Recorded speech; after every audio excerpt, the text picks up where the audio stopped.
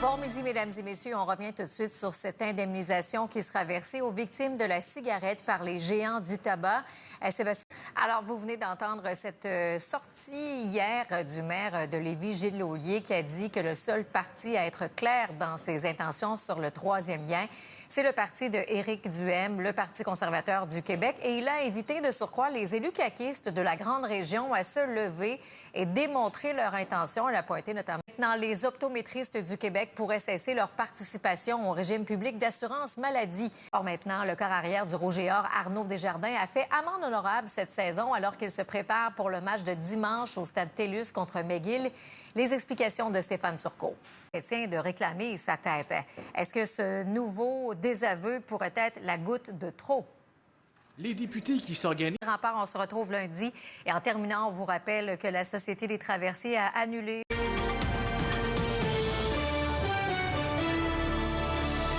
Bonsoir, mesdames et messieurs. Il est 17h27 et on vous parle en direct de Québec. Dans l'actualité en politique, un ténor du...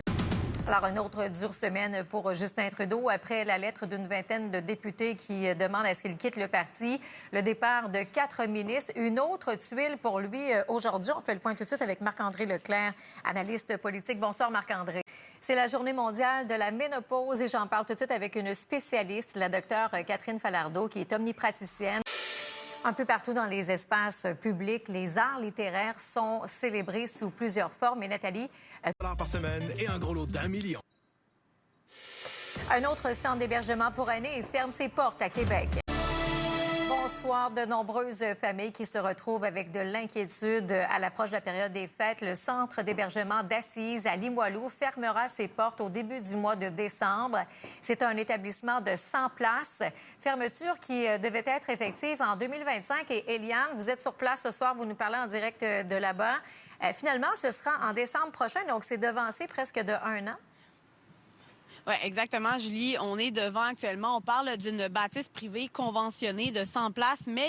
On nous informe qu'une situation d'urgence en ce moment affecte le traversier ici entre Québec et Lévis qui pourrait avoir heurté un quai. Toutes les traverses sont présentement annulées. Nous aurons plus de détails lors des prochaines minutes.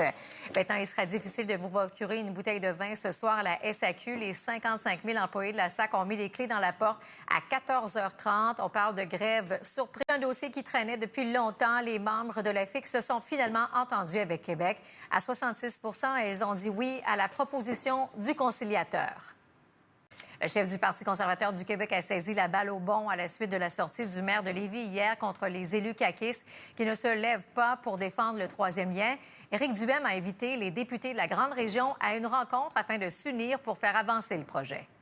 Francis Vallée, un membre du Blood Family Mafia, est présentement en cavale. Et pour Rempart, on se retrouve lundi. Et en terminant, on vous rappelle que la Société des traversiers a annulé